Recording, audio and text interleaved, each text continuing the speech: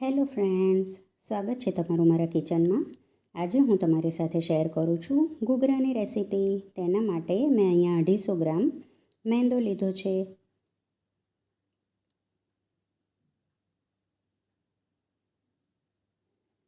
મેંદામાં 1 થી 1.5 ટેબલસ્પૂન જેટલું મેં ઘી નાખ્યું છે.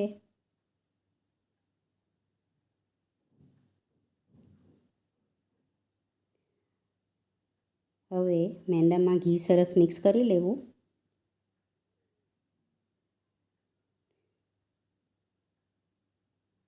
તે સરસ મિક્સ થાય પછી થોડું થોડું પાણી લઈ અને લોટ બાંધી લેવો. લોટ બહુ ઢીલો પણ નહીં અને કઠણ પણ નહીં, એવો બાંધવો. લોટ બંધાઈ જાય પછી આપણે ઘૂઘરાનું સ્ટફિંગ તૈયાર કરીશું. તેના માટે મેં એક કઢાઈમાં 2 ટેબલસ્પૂન જેટલું ઘી મૂક્યું છે.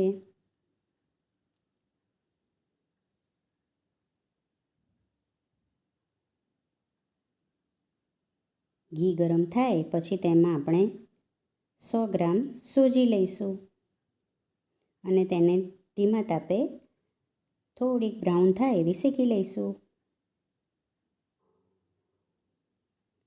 સોજી શેકાઈ જાય પછી એને આપણે એક મિક્સિંગ બાઉલમાં લઈ અને તેને ઠંડી થવા દઈશું. તે ઠંડી થઈ જાય પછી તેમાં મેં 100 ગ્રામ માવો નાખ્યો છે. આ માવો પણ મેં ઘરે જ બનાવ્યો છે.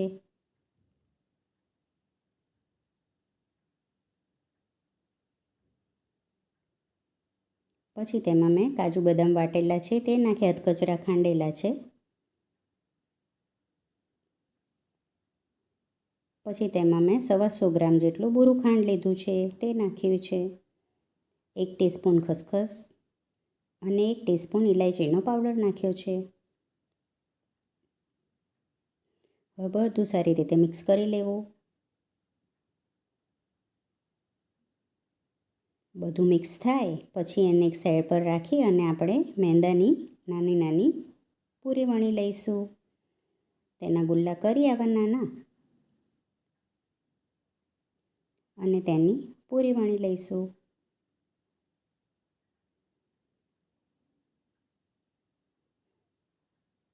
પૂરી બહુ જાડી નહીં, સહેજ પાતળી વણવી.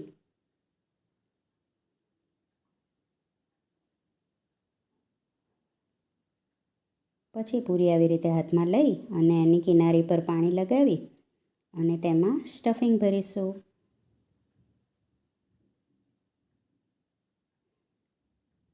સ્ટફિંગ ભરી આવી રીતે બંને કિનારીને ભેગી કરી અને પછી ઘૂઘરાની કાંગરી વાળી લેવી.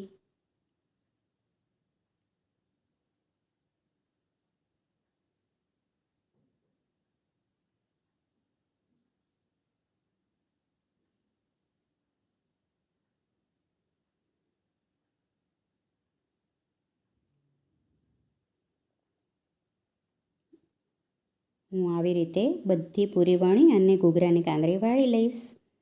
જુઓ ફ્રેન્ડ્સ, તૈયાર છે.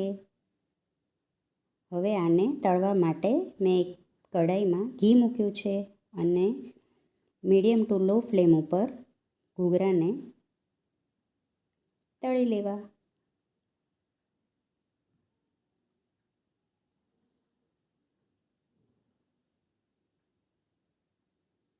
લાઇટ બ્રાઉન થાય ત્યાં સુધી તેને તળી લેવા. જો તમને મારી આ રેસીપી ગમી હોય તો મારા વિડીયોને લાઇક કરજો, ફ્રેન્ડ્સ અને ફેમિલી સાથે શેર કરજો અને મારી ચેનલને સબસ્ક્રાઈબ કરજો.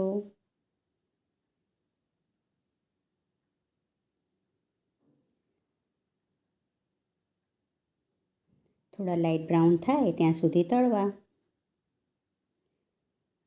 Thank you for watching.